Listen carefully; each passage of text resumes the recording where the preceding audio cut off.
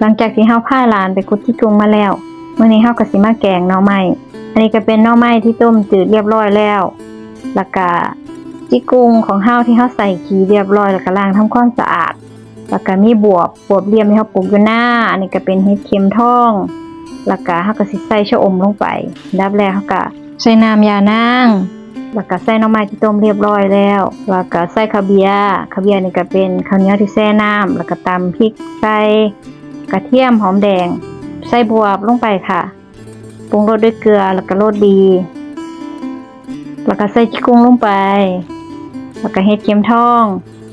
แล้วก็รอให้จิกุ้งแล้วก็เห็ดเข็มทองสุกดีเรียบร้อยแล้วเฮาก็จังสิมาปรุงรสกัน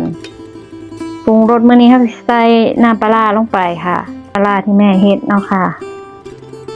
ชูรสแล้วก็ใส่ชะอมลงไปตบท้ายแล้วก็ชิมรสชาติมักรสใดก็เอารสชาตินั่นล่ะค่ะนี่ก็เป็นหน้าตาของ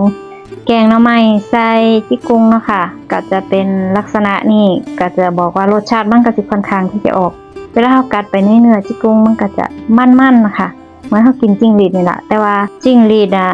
มันตัวน้อยแต่นี่มันตัวใหญ่ถ้าผู้ใดบ่เคยลองก็ลองไปกินเด้อค่ะ